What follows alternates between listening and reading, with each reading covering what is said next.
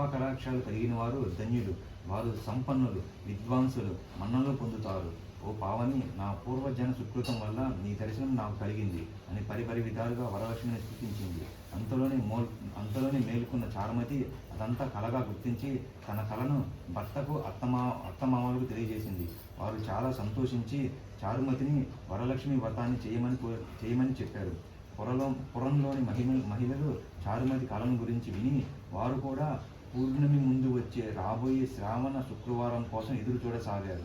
శ్రావణ శుక్రవారం రోజున పట్టణంలోని స్త్రీలందరూ ఉదయాన్నే లేచి తలార స్నానం చేసి పట్టు వస్త్రాలు ధరించి చారుమతి గృహానికి చేరుకున్నారు. చారుమతి తన గృహంలో మండపం ఏర్పాటు చేసి మండపంపై బియ్యం పూసి కలశం ఏర్పాటు చేసి వరలక్ష్మి దేవిని సంకల్ప విధానాలతో ఆహ్వానించి ప్రతిష్ఠించి అమ్మవారిని షోడశోపచ పూజారాలతో పూజించి భక్ష్య భోజ్యాలను నివేదించారు.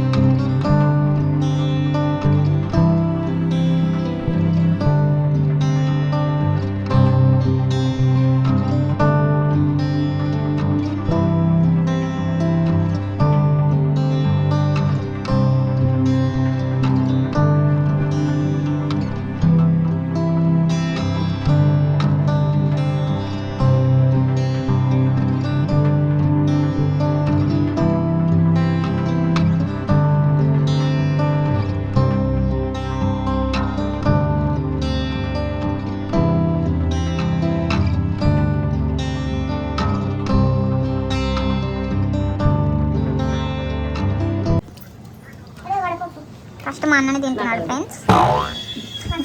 ఇది పులిహోర ఆంటీ చేసింది. ఇదేంటో నాకు తెలీదు. చెప్పు పేరు. వడలు వడలు వేరా. మా డబ్బా కావ్య చేసింది ఒకటి. కావ్య అనగా ఈమె.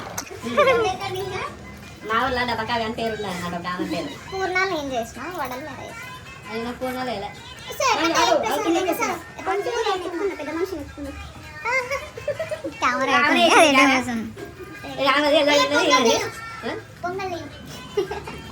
ఎవరెవరు ఏం చేశారో ఇది చేసిన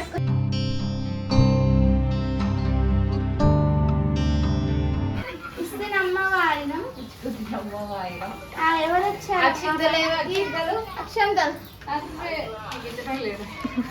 నేను అందరికి ఇచ్చిరా. ఎవరు వచ్చారమ్మా మా ఇంటికి? సాక్షాత్తు లక్ష్మీదేవి. ఏమి ఇస్తుందమ్మా వరాలు మాకు?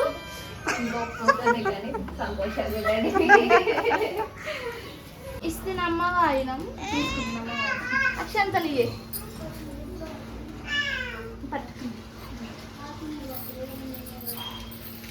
ఎవరు వచ్చారు మా ఇంటికి? కాలు మొక్కించుకోవడానికి వచ్చింది. అట్లే మా ఇంటికి ఎవరు వచ్చారమ్మా?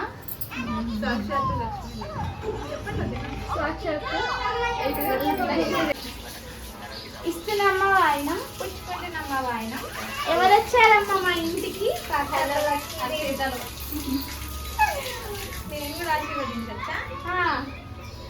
చల్లగా నిండు సంతోషాలతో ఓకే అమ్మా.